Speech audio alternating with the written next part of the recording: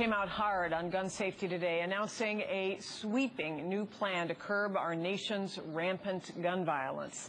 He took his case to the American people, pledging to fight so that no more mothers would lose their children at the hands of weapons-wielding madmen. And he defied the gun lobby to challenge him.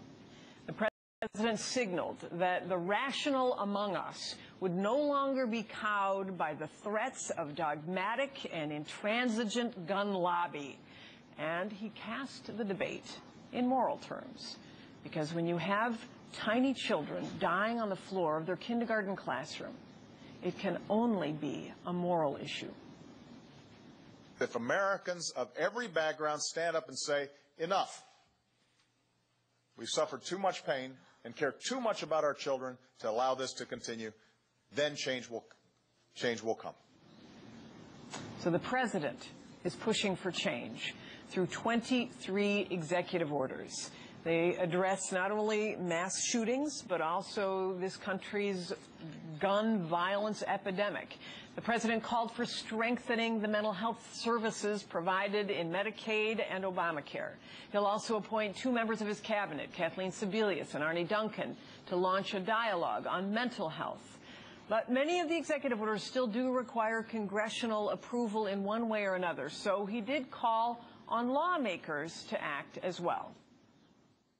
To make a real and lasting difference, Congress, too, must act. And Congress must act soon. First up, he's going to need the Senate to confirm his choice for the director of the Bureau of Alcohol, Tobacco, and Firearms. Sounds simple, but Congress hasn't confirmed anyone to that post in 7 years.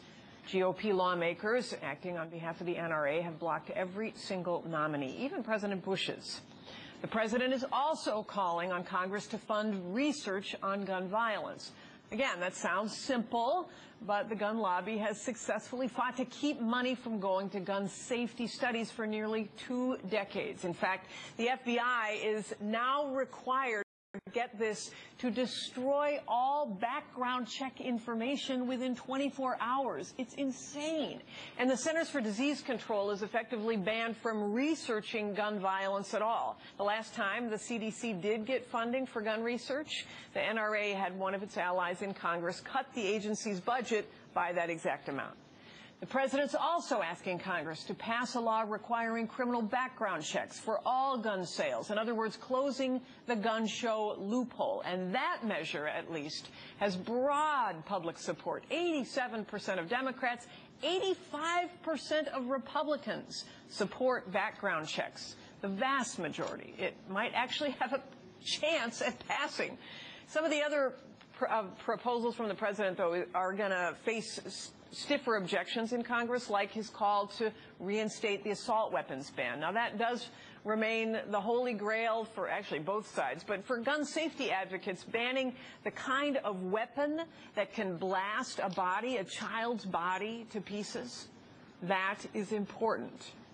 And now there are brave voices calling for such a ban, and one of them is Veronique Pozner. She's the mother of Noah Pozner, who is the youngest victim of the shootings in Newtown. She submitted a list of proposals to the federal task force. And when she buried her son a month ago, she had an open casket funeral. And she asked Connecticut Governor Dan Malloy to attend the funeral. She said she wanted him to see firsthand the horror that these weapons inflict, to give him a face for the victims and a reason to sign gun safety legislation. And Veronique Pozner later described the funeral, saying, "We all saw how beautiful he was. He had thick, shiny hair, beautiful long eyelashes that rested on his cheeks. He looked like he was sleeping, but the reality of it was under the cloth he had covering his mouth, there was no mouth left. His jaw was blown away. I just want people to know the ugliness of it, so we don't talk about it abstractly, like these little angels just went to heaven. No," she wrote, "they were butchered, they were brutalized, and that is what haunts me at night." The kind of courage it takes for a mother to describe her 6-year-old son's body in those terms That is what will move this debate forward. And Americans do want to see movement. The majority of Americans, 60%, support a ban on assault weapons. That includes 44% of Republicans, nearly half. So it is up to Congress to act on their wishes. The problem, of course, is the NRA. And the NRA has only intensified its rhetoric following Newtown. The NRA is out with a new ad today that demonstrates just how utterly out of touch it really is. Are the president's kids more important than yours? Then why is he skeptical about putting armed security in our schools when his kids are protected by armed guards at their school? Mr. Obama demands the wealthy pay their fair share of taxes, but he's just another elitist hypocrite when it comes to a fair share of security. A lobbying group using the president's children in the wake of a national tragedy involving children.